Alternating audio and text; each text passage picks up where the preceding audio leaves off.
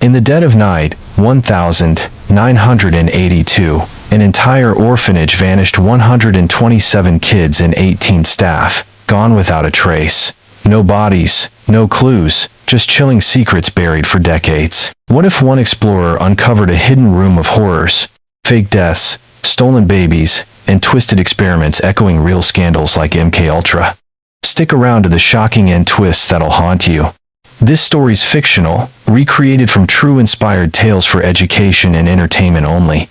Hit like if you're hooked, subscribe for more spine tinglers, comment your theories below, and share to spread the chills. In the dead of night in 2012, Alex Reed's crowbar smashed through the fake wall in the basement of Willow Creek Children's Shelter, sending chunks of concrete flying like shattered bones. The 22-year-old urban explorer, a former orphan himself with a chip on his shoulder bigger than Pennsylvania, froze as a blast of stale air hit him square in the face. It reeked of rust, and something darker, like forgotten nightmares rotting away. His flashlight beam pierced the hidden room, revealing metal bed frames bolted to the floor, leather restraints dangling like limp snakes, and stacks of yellowed files spilling from rusted cabinets. Scratched deep into the concrete wall were words that made his blood run cold. They said we were sick. We weren't. Help us. Below that, dozens of kids' first names carved with desperate fury. Alex's heart pounded like a jackhammer, his palms slick with sweat. He snapped Polaroid after Polaroid, the flash exploding in the cramped space, before bolting out to call the cops. Whatever hell this was, it wasn't staying buried. Cut to the next morning at the county sheriff's station, where Deputy Emma Hayes, 30 years old, and wired on her third cup of black coffee, hunched over a desk cluttered with incident reports. Small town crap mostly. A couple domestic squabbles, one drunk idiot smashing a stop sign. The kind of chaos that kept her busy in a place where nothing big ever happened anymore. Or so she thought. The door swung open, and in walked this kid Alex, backpack slung over one shoulder, dirt caked under his nails, looking like he'd seen a ghost. Sergeant Miller wrapped up a call about that missing sign, slamming the receiver down. "Help you?" he grunted. Alex cleared his throat, hands shaking. "Look, I don't want trouble, but I was poking around that old orphanage last night, and I found something you guys need to see. Like right now." Emma's pen froze mid-scribble. Urban explorers were a dime a dozen around here. Kids with cameras chasing thrills in abandoned factories and schools. Usually harmless. Usually. What kind of something? Miller asked, his voice dripping with that mix of doubt and annoyance he saved for time wasters. Alex yanked a thick manila folder from his backpack. The Willow Creek place. Been empty forever. But there's a hidden room in the basement, behind a fake wall. Stuff in there. It's bad. Really bad. Emma's stomach twisted at the name Willow Creek. She hadn't heard it spoken out loud in years. The shelter where, back in 1982, 127 kids and 18 staff vanished overnight. Official story? Relocated during a gas leak emergency. But no records of where they went. No bodies. No nothing. Just an abandoned building rotting in the woods. Place is off limits, Miller snapped. Signs everywhere. Trespassing could land you in hot water. "I know, man, that's why I'm here," Alex said, flipping open the folder. He spread photos across the counter, the cramped concrete room, restraints glinting under flash, documents yellow with age. But check this out. Medical files on kids. Young ones. Diagnosed with severe delays, but handwritten notes say healthy child, transfer for bed space. And this list, names marked processed with disposal codes. Emma shot up, her chair scraping back. "These kids weren't sick," she muttered, voice low and fierce. "They were processed like cattle. Look at this disposal code. It's chilling." Alex nodded, pale as a sheet. "Exactly. And that wall carving, dozens of names, kids begging for help." Emma's mind raced. Her mom had always whispered about a personal loss tied to that place, but never the details. Now it felt too close, too real. "We're going out there," she said, grabbing her keys. But as they headed for the door, her phone buzzed with an unknown caller.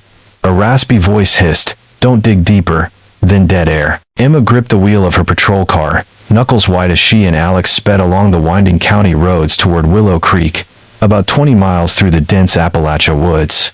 The October chill seeped through the windows, but it was nothing compared to the icy dread settling in her gut. Alex fidgeted in the passenger seat, flipping through his photos like they were ticking bombs. "You believe me now, deputy?" That room's straight out of a horror flick. "Call me Emma," she said, eyes fixed on the road. "And yeah, I believe you.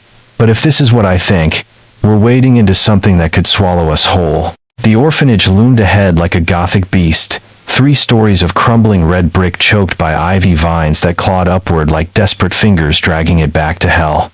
They parked at the sagging chain-link fence, squeezed through a cut section, and crunched over dead leaves to a side door where boards had been pried loose. Inside, the air hit like a punch, moldy decay mixed with faded disinfectant and boiled veggies, a scent that screamed institutional sadness. Alex's LED flashlight cut through the gloom, illuminating peeling walls and faded crayon drawings pinned to a bulletin board near the old office. "Basement's this way," he whispered, leading her past abandoned rooms cluttered with broken furniture and moldy books. The stairs creaked under their boots, descending into a maze of narrow corridors, with exposed pipes dripping rusty water. "Here," Alex said, stopping at a solid concrete wall. The mortar looked off, fresher than the rest. He pointed to the hole he'd bashed, about 3 feet square. Emma shone her light inside. The hidden room, 12 by 15 feet, packed with nightmares. Metal beds with leather straps, shelves of glass bottles labeled with faded chemicals, and filing cabinets stinted like they'd been punched in rage. They crawled through, the smell intensifying to something metallic and rotten. Emma yanked open a cabinet, pulling files thick with dust. 47 names, she murmured, flipping pages. Kids, aged 5 to 12, marked transferred or processed. Codes, next to processed, vague like respiratory failure, but handwritten notes screamed truth. "God forgive us. These babies never deserve this." Alex grabbed a maternity folder. "Deputy, check this. Live births. Healthy infants declared dead, then sold for $5,000 a pop to psych labs. It's a trafficking ring, plain and evil." Emma's blood boiled. "This isn't abuse. It's a goddamn conspiracy. Look, 23 kids transferred in February 1982, right before the gas leak cover-up." Her flashlight caught the wall carving again. Desperate names. A plea from ghosts. Then, a slam echoed from upstairs, the basement door locking shut. Emma's radio crackled with static. Someone's watching. Panic surged. They were trapped. Alex spotted a floor grate in a corner room, yanking it up to reveal a storm drain tunnel, water sloshing 6 inches deep. "Only way out," he gasped. They crawled on hands and knees through the stench, hearts hammering, emerging behind the building as sirens wailed in the distance. Back at the station, Emma pored over a file signature. Evelyn Carter, former ops director, now 70, and running the local food bank. "She's the key," Emma said. But as she drove toward town, headlights glared in her rear view, someone tailing her every turn. Emma pulled up to Evelyn Carter's tidy white clapboard house on the quiet suburban street, about 10 miles from the station. The maple trees lining the road dropped fiery October leaves like warnings, and the place looked straight out of a postcard. Manicured lawn, flower beds bursting with mums, bless this home sign swinging gently by the door. But Emma's gut twisted. This grandmotherly facade hid something rotten. She rang the bell, chimes echoing inside, followed by a small dog's yip. Evelyn opened the door, silver hair in a neat bun, wire-rimmed glasses perched on her nose, cardigan draped over her shoulders. 70 years old but sharp as a tack. "Deputy Hayes, what a surprise. Everything all right, dear?" "Just following up on some old records from Willow Creek, ma'am," Emma said, keeping her voice steady. "Mind if I come in for a chat?" "Of course, come on in. I was just brewing tea." The house smelled of vanilla candles and fresh cookies, photos of church events crowding the mantel. Evelyn poured from a china pot, her left hand steady. "I ran operations at Willow Creek for 15 years. Rewarding work, helping those poor kids, but that gas leak in '82 was chaos. Had to evacuate everyone fast." Emma nodded, sipping her tea. "Where'd the children go?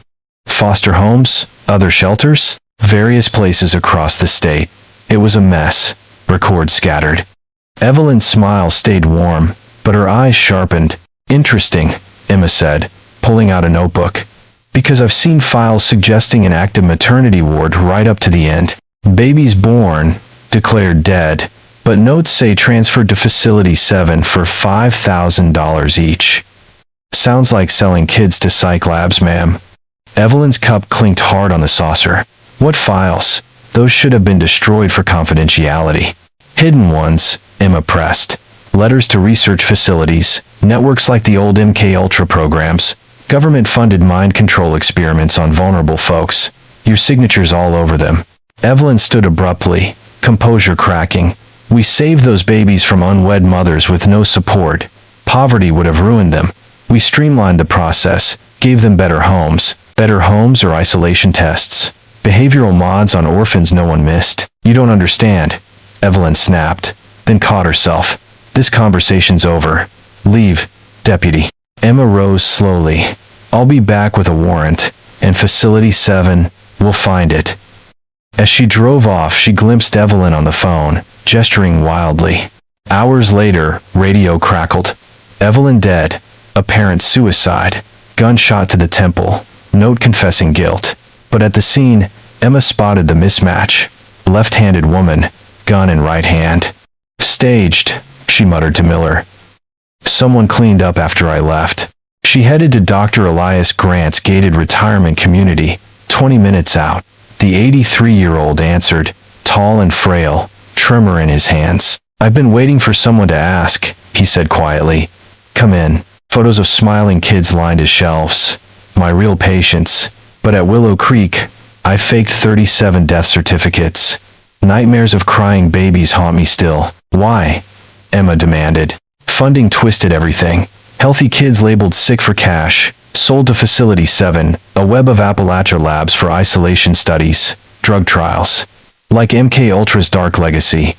He pulled a hidden envelope from a book. Charts, names, state officials involved.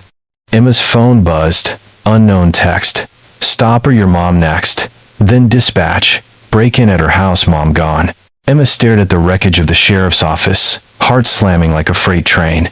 The back door hung off its hinges, file cabinets gutted, papers snowing the floor. But the evidence locker gutted her most. Shelves bare where Willow Creek files had been stashed. They took everything, Miller growled, kicking a scattered folder.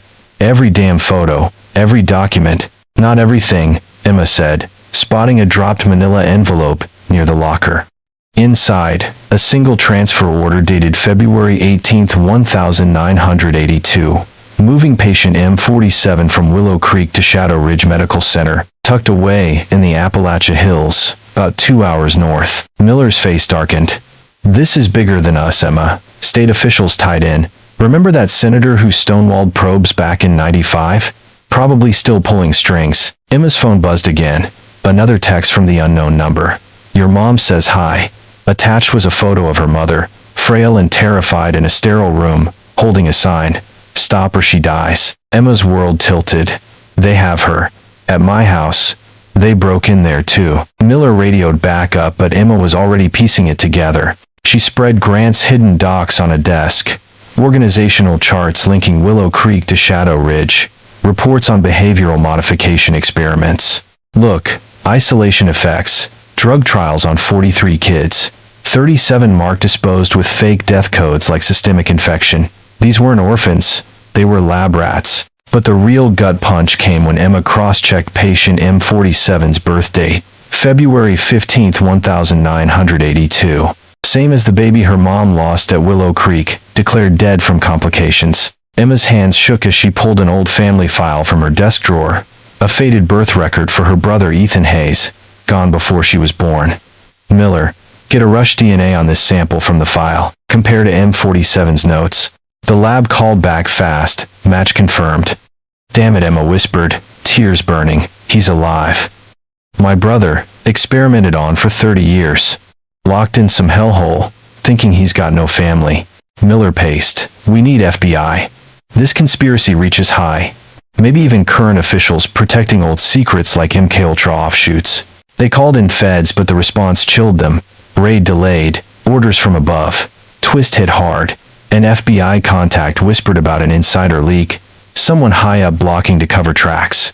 They're panicking, Emma said. Buying time to erase evidence, including people. No choice left. Emma grabbed her gear. Thornfield's docks tucked in her jacket. I'm going to Shadow Ridge alone.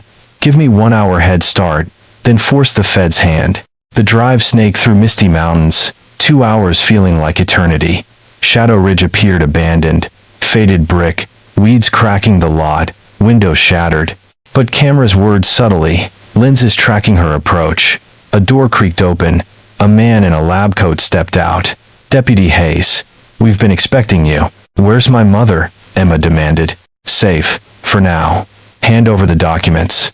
But as he led her underground, elevator plunging deep, Emma glimpsed her mom through a cell window.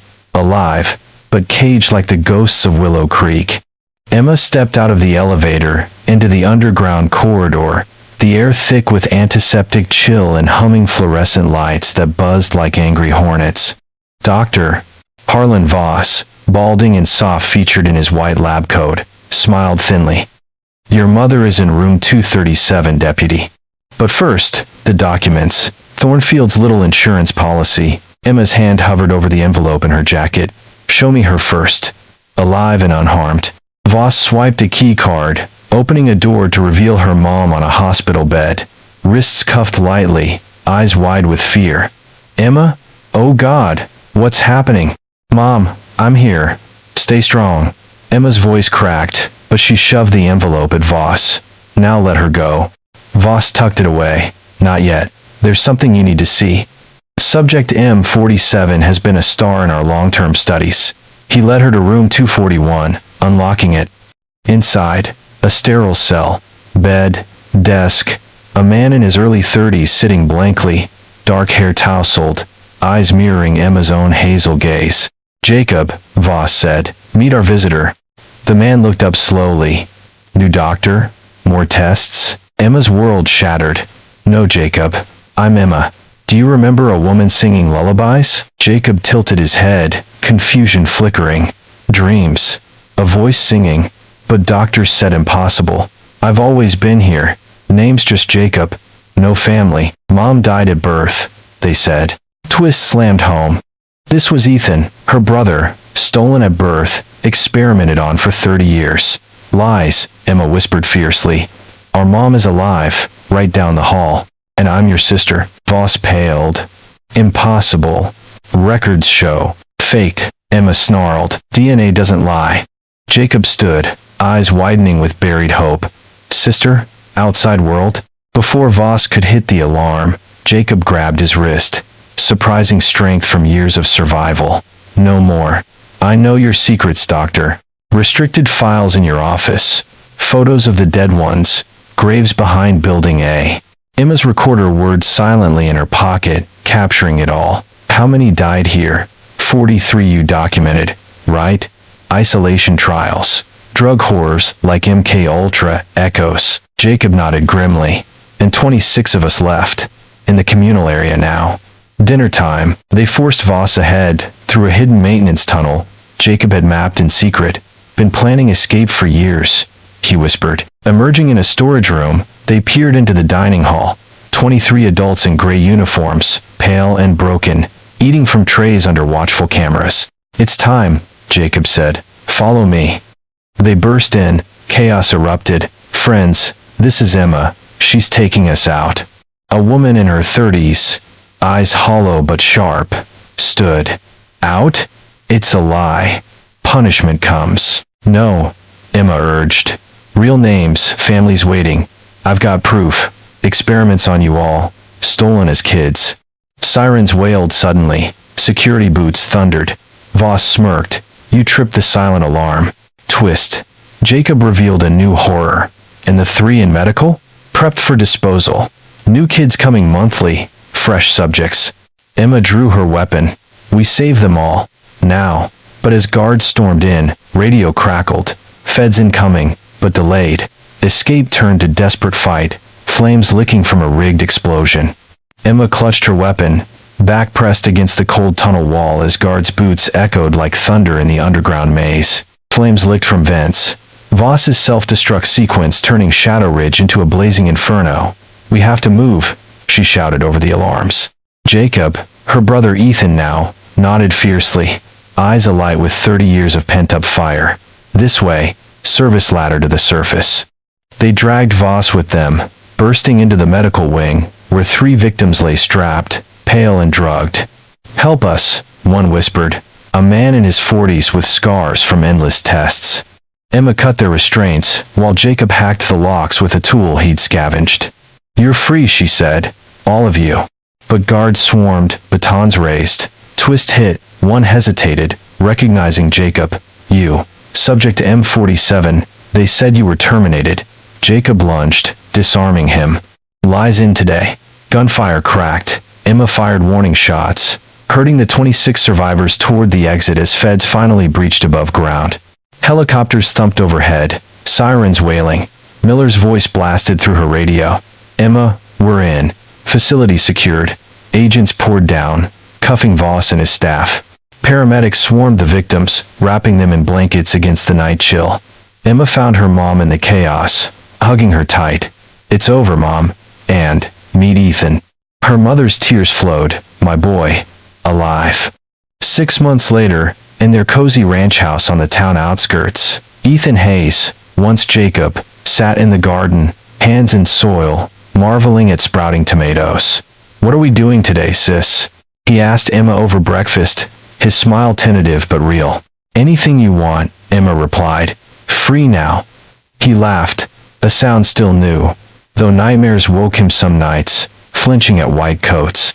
Therapy helped, as did family songs, lullabies their mom sang again. Of the 26 rescued, 18 reunited with kin who'd searched decades, DNA unlocking lost bonds. 8 built new lives with social workers, learning simple joys like sunlight and choice. Voss got life without parole. Admins 25 to life. A state senator 15 years for cover-ups, echoing Tuskegee horrors. Expert Dr. Lisa Moreno, psychologist specializing in institutional abuse, weighed in during trials. This mirrors real scandals like Tuskegee or MKUltra, where vulnerable folks became experiments under science guise. Lesson: tight oversight on child welfare saves lives. 500,000 kids go missing yearly in America. Report suspicions early. Warning rings clear. Beware saviors hiding greed. Dark secrets lurk in shadows, demanding brave souls to expose them, protecting futures from past ghosts. Emma knew it firsthand. Some fights heal families, but vigilance keeps them whole.